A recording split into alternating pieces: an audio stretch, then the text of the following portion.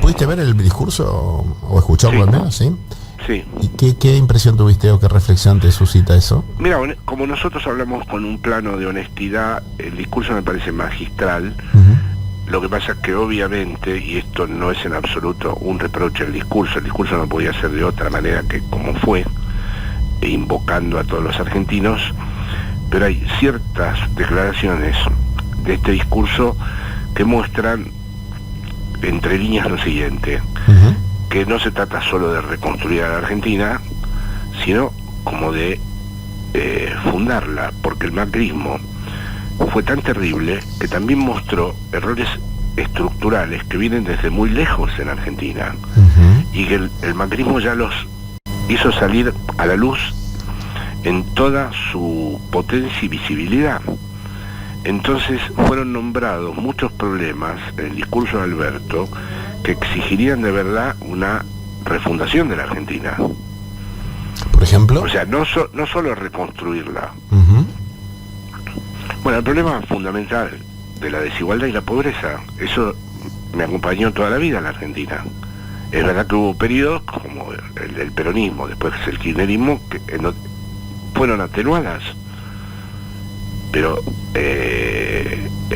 el discurso de Alberto hoy abre un gran interrogante. ¿Se puede en Latinoamérica organizar una nación, coordinar pueblo, Estado y nación, y se puede generar ese compromiso que está implícito en el texto de su discurso de alianzas entre diversos sectores sin que el antagonismo los devore o los socave por dentro?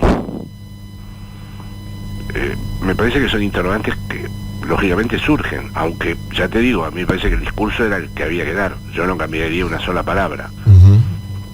Pero es verdad que es algo más que reconstruir el país, es que es prácticamente refundarlo, porque si verdaderamente atendemos a la cantidad de desastres que hizo el macrismo, vemos que esos desastres están montados sobre ya fragilidades que vienen acompañándonos desde siempre y que son propias, digámoslo, de los países que geopolíticamente dependen de los grandes poderes mundiales, como es nuestro caso, el poder de Estados Unidos. Entonces, esta manera de verdaderamente tratar de tener una nación y un Estado, y por lo tanto volver a la gente ciudadana, porque no todos son ciudadanos.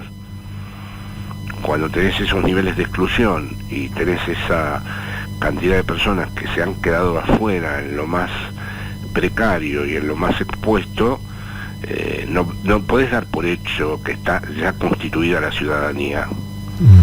Bueno, podemos ser un país de ciudadanos, construirnos como una nación, tener un Estado.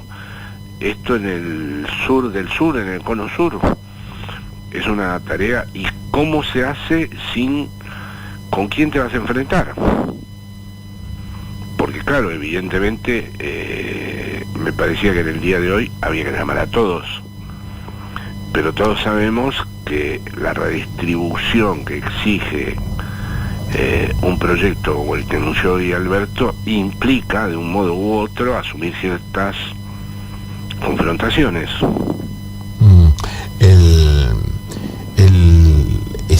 Asumir, digamos, esa etapa, pienso reiteradamente en la cita recurrente de Alberto Alfonsín. Digamos, hay más citas de Alfonsín que de Perón, y tengo la sensación de que hay... Cerró el discurso con Alfonsín, perdón. Claro, sí, y lo mencionó otra vez, creo, y también lo había hecho en las últimas entrevistas.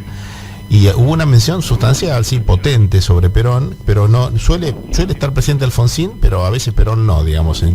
Y por supuesto es descriptivo esto, no encierra ninguna otra conjetura, sí, claro. mi afirmación. Ahora, digo, tengo la sensación de que esa mención de Alfonsín, además del afecto que le prodiga Alberto Alfonsín y que seguramente lo admira, él trabajó en el Estado en sus primeros tiempos con Alfonsín, ahí dando vuelta la idea de que esto, si no es una refundación, claramente es un clivaje, es una bisagra fuerte en la historia argentina que efectivamente excede el cambio de gobierno, digamos, un cambio de régimen, un cambio de tiempo, un cambio de desafíos, que Alfonsín fue eso, ¿no? Más allá de la suerte que tuvo. Es que esto viene a completar lo que Alfonsín no pudo, y que el kirchnerismo, sin embargo, finalmente logró poner en acto, y ahora viene esta nueva dimensión.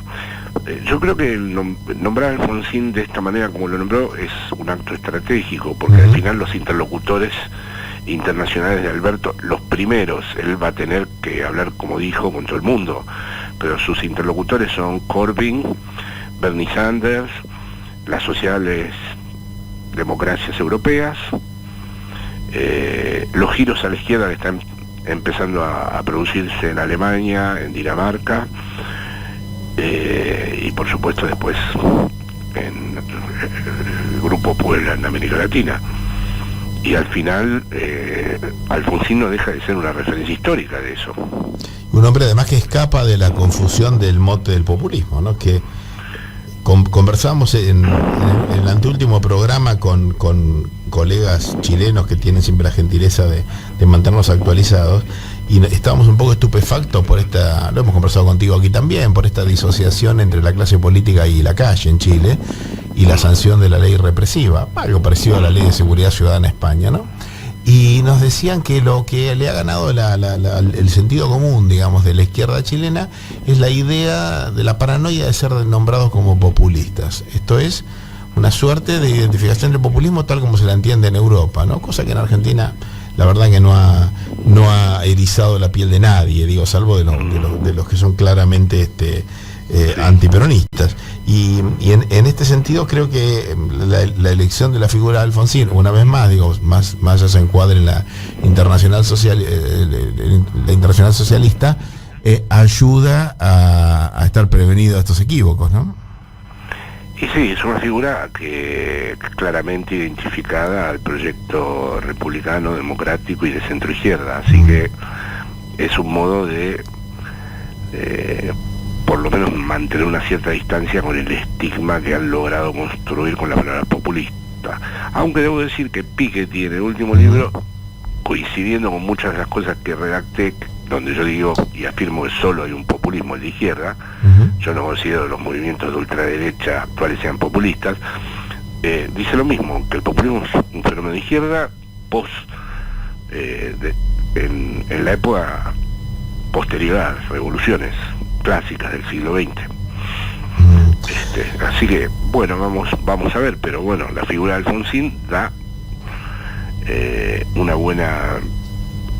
Bueno, hay una justicia histórica también, ¿no? Porque realmente fue muy terrible aquel fracaso del alfonsinismo. Sí, cuando uno lo ve en perspectiva, Jorge, hubo como una ingenuidad en el ejercicio del poder, digamos, una cierta credulidad y una crueldad por parte de los actores, que además eran actores más rústicos que los actuales, ¿no? En algún caso tenían el mismo nombre y apellido, pero que no había un cruce de intereses tan sofisticados y tan a veces difícil de identificar con nombre y apellido como hay hoy. Fue un modo de escarmiento y de eleccionamiento al gobierno que lo sucedía en el contexto del establecimiento de la segunda experiencia neoliberal en la Argentina. Tal cual. Sí, me acuerdo que para los de mi generación fue terrible, porque Alfonsín al principio suponía una apuesta importante, fue ingenuo porque Europa lo traicionó, lo dejó solo, ¿no? Él pensaba que Europa lo iba a ayudar con el Fondo Monetario Internacional. Fue una experiencia de una enorme frustración, digamos. Yo soy apenas un poco más joven que vos, y fue una experiencia de enorme frustración, sobre todo para los que recién, la generación post-dictadura, digamos, recién nos arrimamos a la política, ¿no? Fue un mazazo muy fuerte para las ilusiones. Ahora, déjame preguntarte, Jorge, ampliando un poco la mirada y abusando de tus especialidades, ¿para qué, digo, la estampa, la imagen de este Macri que se aferró fuerte a la política en el último tiempo, digamos, esta campaña de los 30 actos y los no sé cuántos millones, en fin, ahí había una voluntad de poder, me parece, alrededor de eso. Veremos qué pasa ahora cuando apriete los botones y nadie venga. Pero digo, la estampa siempre al final del poder, y sobre todo un poder que se ejerció con desdén y con desprecio del adversario, y que tuvo como principal bandera a alguien que expresó eso de un modo paroxístico como Marcos Peña, y que él defendió además a capa y espada frente a otros que decía, este muchacho te lleva mal por mal camino. Digo, este dispositivo del poder y esta estampa final de su caída me hace preguntarme, ¿para qué alguien quiere tanto poder? Digo, ¿no? ¿Qué elementos internos se le mueven a alguien para eso? Hay una presión estructural que describe Marx en El Capital, que la considera, al igual que Freud considera la instancia del superyo, que también es una presión estructural del sujeto, de exigirse cada vez más y no estar nunca a la altura de lo que se exige. En el sistema capitalista, ya en el primer Marx hay una descripción de una presión estructural donde el que es rico no puede salir de la lógica del rendimiento y de automaximizarse a sí mismo cada vez más en su valor, ¿no? Es decir, es una vida vuelta a mercancía. Y bueno, en ese aspecto se podría decir que Macri encarna antropológicamente muy bien esta figura. Es más y más. Aunque no lo pueda sostener.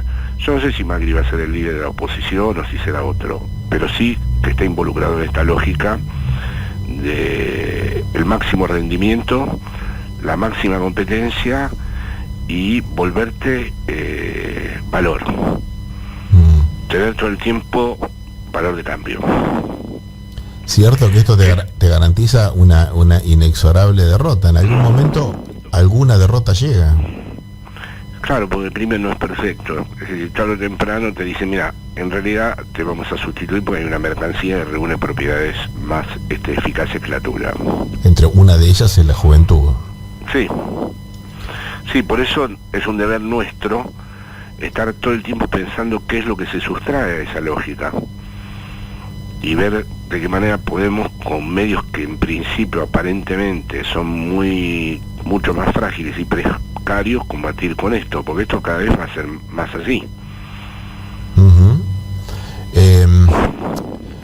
¿Dónde ves las mayores debilidades de nuestras herramientas, Jorge? De nuestras herramientas de la militancia clásica, de la organización política clásica. En la relación que tenemos que tener con la verdad. No vale nada de lo que hagamos si no tenemos una cierta relación con la verdad y con la ética. Y en un mundo en donde verdad y ética desaparecen.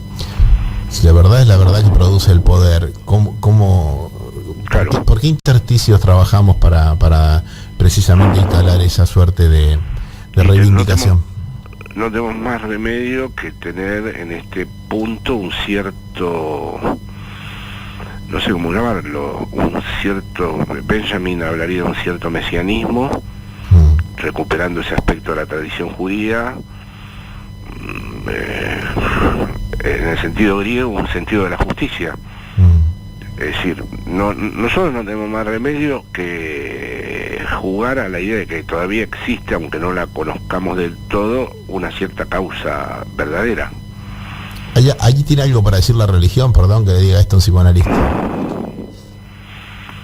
Bueno, es que depende de qué entendamos. El Evangelio desde luego no, porque es una especie de autoayuda planificada para los sectores excluidos. La Iglesia Católica sinceramente creo que tampoco.